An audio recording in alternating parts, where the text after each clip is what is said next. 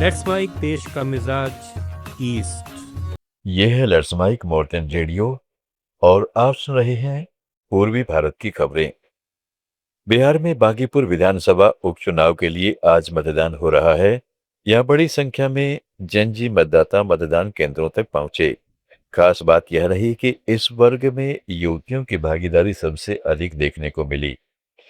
BJP उम्मीदवार नीरज कुमार सिन्हा ने शांतिपूर्ण माहौल का दावा करते हुए ज्यादा से ज्यादा मतदान की अपील की। वहीं जनसुराज के उम्मीदवार प्रशांत किशोर ने पुलिस पर मतदाताओं को परेशान करने का आरोप लगाया है। इस सीट पर त्रिकोणीय मुकाबला है। मैदान में जनसुराज के प्रशांत किशोर, भाजपा के नीरज कुमार सिन्हा और आरजेडी की रेखा गुप्ता है। यह भाजपा अध्यक्ष नितिन नवीन के इस्तीफे देने के कारण उपचुनाव हो रहा है। बिहार सरकार ने दरभंगा के रायम और मधुबनी के सकरी में बंद चीनी मिलों को फिर चालू करने का निर्णय लिया है। मुख्यमंत्री सम्राट चौधरी की अध्यक्षता में पटना में हुई मंत्रिमंडल की बैठक में इस प्रस्ताव को स्वीकृति दी गई। अपर मुख्य सचिव अरविंद कुमार चौधरी ने मंत्रिमंडल के फैसले की जानकारी देते हुए बताया कि मंत्रिमंडल ने बिहार खेल नीति 2026 को भी मंजूरी दी है। बैठक में प्रधानमंत्री कृषि सिंचाई योजना के अंतर्गत वित्त वर्ष 2026-27 के लिए 97 करोड़ रुपए से अधिक की योजनाओं को लागू करने की भी स्वीकृति दी गई। मंत्रिमंडल ने राज्य के सभी जिलों में पक्का वर्मी कंपोस्ट, गोबर, बायोगैस और वाणिज्यिक वर्मी कंपोस्ट इकाइयां स्थापित करने का भी निर्णय लिया गया। ओडिशा में कई नदियां उफान पर हैं, जिससे कई हिस्सों में हाई अलर्ट की स्थिति बनी हुई है। मौसम विभाग ने राज्य में तेज से अत्यधिक तेज बारिश का अनुमान लगाया है। महानदी में जलस्तर बढ़ने से बाढ़ आने की आशंका है। कई नदियों में भी पानी का दबाव बढ़ता जा रहा है। प्रशासन ने राहत कार्य तेज कर दिए हैं। बारिश से भद्रक जिला सबसे अधिक प्रभावित हुआ है।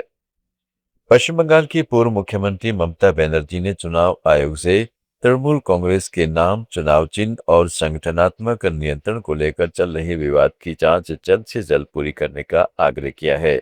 उनका तर्क है कि विपक्ष के नेता ऋतव्रत बनर्जी के नेतृत्व वाले प्रतिद्वंदी गुट ने बार बार समय बढ़ाने के बावजूद कोई जवाब नहीं दिया है।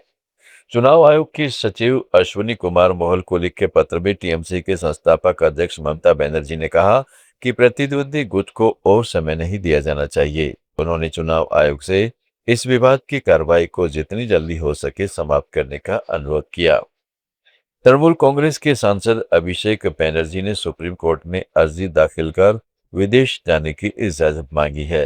वो अपनी आंखों का इलाज विदेश में कराना चाहते हैं, लेकिन भारत में कई केसों में उनका नाम शामिल है। अभिषेक के खिलाफ पुलिस और अन्य एजेंसी जांच कर रही है। ऐसे में कलकत्ता हाई कोर्ट ने उन्हें इलाज के लिए विदेश जाने की इजाजत नहीं दी है, जिसके बाद बंगाल की पूर्व सीएम ममता बनर्जी के भतीजे अभिषेक बनर्जी ने सुप्रीम कोर्ट में अर्जी दाखिल की है। शीर्ष अदालत 3 अगस्त को उनकी अर्जी पर सुनवाई कर सकती है। छत्तीसगढ़ भाजपा अध्यक्ष किरण देव को बेहतर इलाज के लिए दतिया से दिल्ली रेफर किया गया है। प्रारंभिक जांच और एमआरआई रिपोर्ट में उनकी कमर की हड्डी में फ्रैक्चर की पुष्टि होने के बाद डॉक्टरों ने उन्हें दिल्ली एनसीआर स्थित मेदांता अस्पताल रेफर करने का निर्णय लिया। यूपी के ललितपुर में बुधवार दोपहर किरण देव की कार सड़क किनारे खड़े ट्रक से टकरा गई थी। हादसे के बाद उन्हें तुरंत झांसी के महारानी लक्ष्मीबाई मेडिकल कॉलेज में भर्ती कराया गया। वह गुरु पूर्णिमा के अवसर पर परिवार के साथ बागेश्वर धाम गए थे। वापसी के दौरान यह हादसा हो गया। झारखंड के धनबाद में 31 ठिकानों पर ईडी की छापेमारी में एलवी सिंह के 160 करोड़ रुपए के म्यूचुअल फंड निवेश को फ्रीज किया गया है और 1 करोड़ 2 लाख रुपए नकद जब्त हुए। 200 से ज्यादा संपत्तियों की जानकारी भी मिली है। नवंबर 2025 में भी इसी मामले में छापेमारी हो चुकी है। उस समय अनिल गोयल, एलवी सिंह और उनसे जुड़े लोगों तथा कंपनियों के ठिकानों पर तलाशी ली गई थी। बिहार, पश्चिम बंगाल, उड़ीसा, झारखंड और छत्तीसगढ़ की ताजा खबरों के इस बुलेटिन को रोजाना सुनने के लिए डाउनलोड करें लेट्स माइक ऐप। जुड़े रहिए लेट्स माइक के साथ। आप सुन रहे थे let's mic more than radio. Follow कीजिए हमें हमारे सोशल मीडिया प्लेटफॉर्म्स पर। आप सुन रहे थे let's mic more than radio.